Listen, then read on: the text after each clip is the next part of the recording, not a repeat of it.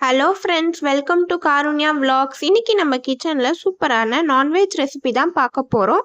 Golden calamari fry with butter garlic sauce எப்படி செய்கிறதுன்னு பார்க்கலாம் வாங்க.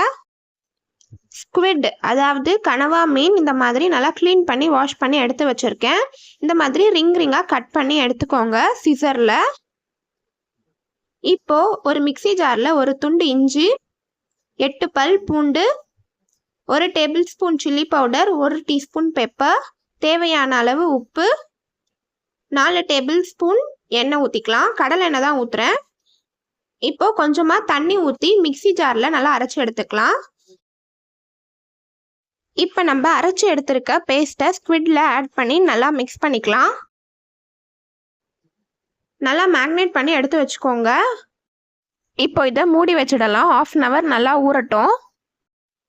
இப்போ ஒரு பவுலில் 1 கப் மைதா, 1/2 கப் கார்ன்ஃப்ளவர், 1/4 கப் அரிசி மாவு, 1 டீஸ்பூன் இஞ்சி பூண்டு paste, 1 teaspoon chilli powder, 1/2 teaspoon pepper, தேவையான அளவு உப்பு, கொஞ்சமாக தண்ணி ஊற்றி நல்லா மிக்ஸ் பண்ணிக்கலாம். கட்டி கட்டியாக இல்லாமல் நல்லா மிக்ஸ் பண்ணி எடுத்துக்கோங்க. இந்த கன்சிஸ்டன்சியில் இருக்கணும். ரொம்ப தண்ணி ஆயிடுச்சுனாலும் கோட் ஆகாது. பேட்டர் ரெடி பண்ணியாச்சு. ஸ்குவிட்டும் நல்லா 1/2 hour ஊறிடுச்சு. இன்னொரு வாட்டி நல்லா மிக்ஸ் பண்ணிக்கலாம். ப்ரெட்டை இந்த மாதிரி நல்லா பவுடர் பண்ணி எடுத்து வச்சுருக்கேன். சால்ட் ப்ரெட் எடுத்துக்கோங்க. ஸ்வீட் ப்ரெட்டில் பண்ணிங்கன்னா நல்லா இருக்காது. இப்போ நம்ம மேக்னேட் பண்ணி வச்சுருக்க ஸ்குவிட்டை எடுத்து நம்ம ரெடி பண்ணி வச்சுருக்க பேட்டரில் நல்லா டிப் பண்ணிக்கலாம். நல்லா டிப் பண்ணிவிட்டு பிரெட் க்ரம்ஸில் நல்லா கோட் பண்ணி எடுத்துக்கோங்க. எல்லா சைடும் நல்லா ஒட்டுற மாதிரி கோட் பண்ணிக்கோங்க. அப்போ தான் நல்லா கிறிஸ்பியாக இருக்கும் ஃப்ரை பண்ணி எடுக்கும்போது. இப்போ இந்த மாதிரி டிப் பண்ணி கோட் பண்ணி ரெடி பண்ணி எடுத்து வச்சுக்கலாம். எல்லாத்தையும் நான் ரெடி பண்ணி எடுத்து வச்சுட்டேன்.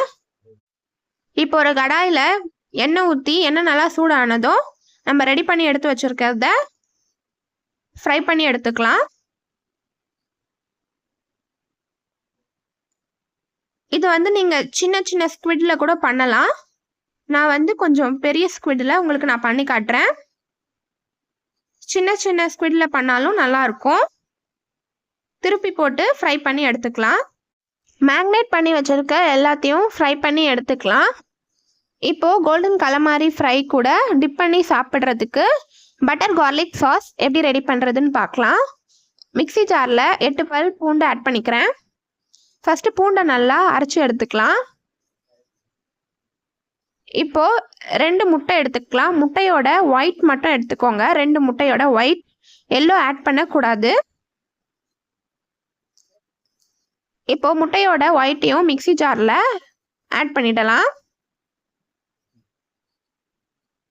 இப்போ இது கூடவே 2 table spoon butter, 1/4 cup refined oil use பண்ணிக்கிறேன். அப்போ தான் நல்லா திக்காக வரும். தேவையான அளவு உப்பு, 1/2 டீஸ்பூன் பெப்பர், பிளெண்ட் பண்ணி எடுத்துக்கலாம். பட்டர் கார்லிக் சாஸ் ரெடி ஆயிடுச்சு. நல்ல ஒரு சூப்பரான ஸ்நாக்ஸ் ரெசிபி. வாங்க இப்போ நம்ம டேஸ்ட் பண்ணி பார்க்கலாம். கார்லிக் ஸ்மெல் பிடிக்காதவங்க மயோனஸ் அப்படி இல்லைன்னா டொமேட்டோ கேச்சப்பில் கூட டிப் பண்ணி சாப்பிடலாம்.